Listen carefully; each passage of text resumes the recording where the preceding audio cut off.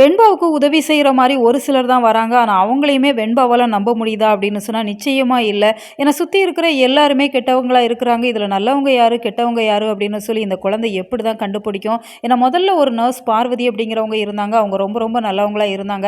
எப்படியாச்சும் வெண்பாவை காப்பாற்றணும் அப்படிங்கிற மாதிரி நினச்சாங்க. இருந்தாலுமே அவங்கள கண்டுபிடிச்சிட்டாங்க அப்படிங்கிறதால இந்த ரவுடிகள் அவங்கள மிரட்டிடுறாங்க. அதனால் அவங்க வேலைக்கு வரதையே நிறுத்திட்டாங்க.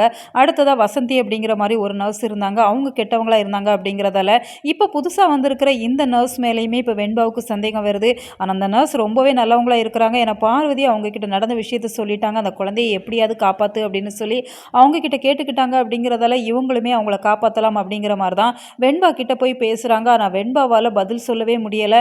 இவங்களும் கெட்டவங்களா இருந்தால் நம்ம என்ன பண்ணுறது அப்படிங்கிற மாதிரி சைலண்ட்டாக இருக்கிறாங்க. ஆனால் அந்த நர்ஸுக்கு அது புரிஞ்சிருது அப்படிங்கிறதால நீ ஒன்றும் பயப்படாத, அந்த பார்வதி நர்ஸ் தான் உன்னை பற்றி என்கிட்ட சொன்னாங்க.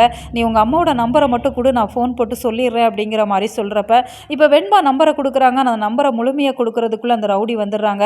கடைசி 2 நம்பர் சொல்ல முடியாத ஒரு சூழ்நிலையில் இப்போ அந்த நர்ஸ் என்ன பண்ணுவாங்க, ரொம்பவே திணறி போகிறாங்க. கடைசி 2 நம்பரை நம்ம எப்படி தான் கண்டுபிடிக்கிறது அப்படிங்கிற மாதிரி யோசிச்சுட்டு இருக்கப்ப தான் பக்கத்தில் 2 மேல் நர்ஸ் பேசிகிட்டு இருக்கிறாங்க. இந்த குழந்தை யூடியூப்பில் வீடியோ போட்டுக்கிறா, வீடியோ கிரியேட்டர் அப்படிங்கிற மாதிரி சொல்கிறப்ப அந்த விஷயத்தை இப்போ அவங்க கேட்டுக்கிறாங்க. அப்படிங்கிறதால நிச்சயமாக அவங்களோட வீடியோஸ் எல்லாத்தையுமே செக் பண்ணி பார்க்குறாங்க.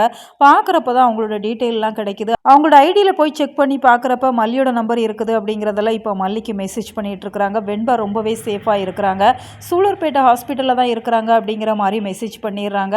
இந்த மெசேஜை இப்போ மல்லி பார்க்கவுமே பயங்கரமாக சந்தோஷமாகறாங்க. ஏன்னா அந்த பூசாரியுமே சொல்லியிருப்பாங்க, மாலை காயறதுக்குள்ளே உங்கள் பொண்ணு வீட்டுக்கு வந்துருவாங்க அப்படிங்கிற மாதிரி சொல்கிறப்ப இப்போ மல்லி தனியாளாக இப்போ ஹாஸ்பிட்டலுக்கு வராங்க. வெண்பாவை நல்ல விதமாக காப்பாற்றிடுறாங்க. வெண்பாவை பார்க்கவுமே அவங்க ரொம்பவே எமோஷனல் ஆகுறாங்க. பார்க்குறதுக்கே கண் கலங்க வைக்குது.